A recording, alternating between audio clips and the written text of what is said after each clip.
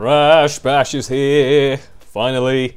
After a long while of waiting, it is finally coming to in retrospect. Now, I'm going to show you a little bit of gameplay from the, well, basically just the game itself. There's no actual particular storyline, or if there is, no one really cares about it, because this game is pretty much just a kind of party game, if you like. Just a bunch of different mini-games, and it is pretty fun to play by yourself at the same time, but I think pretty much it's designed to have multiple players and, you know, just kind of mess around on these different stages. Now, I downloaded some kind of save data online to get access to all the levels, so that's why everything's in French, and he says something or other here about guarding the crystals or whatever. I don't know, but the point is, I'm going to show you a few different levels just because, hey, it's all about variety, this game. Loads of different levels to choose from, and it does get repetitive after a while, but it's a good bit of fun. This game is not a particularly serious game. Now, first off, this is one of the bosses. Why am I showing you one of the bosses first? I don't know, that's just the way I happen to edit it for some reason. But yeah, this is a boss called Big Bad Fox, and there are actually a few levels based around that kind of tankish gameplay where, you know, you drive your tank around, you try and destroy the other players. And yeah, it's pretty fun. I mean, those are probably some of the more difficult ones, but they're good fun. Now these are my personal favourites. Space Bash here is the second Bash level, I think. Basically, you have different types of levels, and there's 4 kind of variations on that basic version. So, you know, Space Bash is the second one, and the kind of added bonus to this particular stage is the fact that the floor is destructible. So, you know, if you fall down a hole, you instantly die. It's pretty cool, and like the 4th stage of that one, you get different weapons to use as well. So it spices it up a little bit of variety going on, so it's all good. Tilt Panic. Now, Tilt Panic is pretty cool because, as you can see, it's all tilting. All of a sudden, why is there a fish there? Oh, it's a big walrus. Just tilts the platform, and yeah, it just kind of makes for a fun gameplay. Also, you get this beam kind of shining down every so often, which either gives you big size, or it shrinks you down, or gives you a weight, which is what Coco got there. Or a lightning bolt, and those two can be kind of passed between people. Basically, if you get a lightning bolt, you zap everyone, and it's pretty much a guaranteed win on Tilt Panic. But anyways, now I'm going to show you El Pogo Loco. No, not El Pogo Loco. Pogo Padlock is the one I'm thinking of here.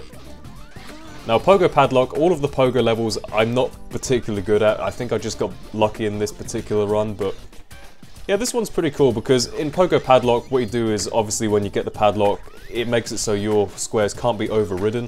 And the idea is you colour as many as possible, then you collect one of these boxes and it basically banks all the ones you've collected. Pogo Padlock's a bit weird because if you jump on your own one, it kind of cancels out all the ones you've got, so you've got to be a bit careful, but yeah, those are good fun. Now this is the most infuriating level I've ever played in any game. I'm not lying, when you do this level, you die pretty much every time you go around the circuit. The idea is you start off with a bank of 10 laps and then you're trying to count down to 0, but I don't know, it is infuriating, but at the same time you play it and you realise actually the computer's falling off as much as I am, so it's not exactly impossible to beat. I mean, this took, what, 3 attempts for me to do it, so it's not too bad. It is a pretty interesting game type nonetheless. I think I do win this in a sec. By the way, why is that counter counting down so quickly? Does it do that for all the levels, or am I just imagining this, or I don't know. Anyways, next level will be Ring Ding. Now, Ring Ding is part of Medieval Mayhem, which, to be honest, I've only ever seen 2 of, and the second one I'll show you in a sec, and that was the first time I played it literally ever because I'd never actually unlocked it. But this one's pretty cool. Ring Ding, I got really lucky in this time because it is a level based mainly around luck, in my opinion. Basically what you do is you collect your own coloured balloons, so I'm yellow and my teammate there, Coco. Yep, you can do team battles, that is part of what makes this game fun. Teammate there is red, and we're just trying to, you know, get the best combined total, I guess. Now the black balloons, they either rotate the platform in the other way, or they destroy a load of balloons, or they make every balloon your colour, I think, so those are pretty interesting, kind of a wild card balloon.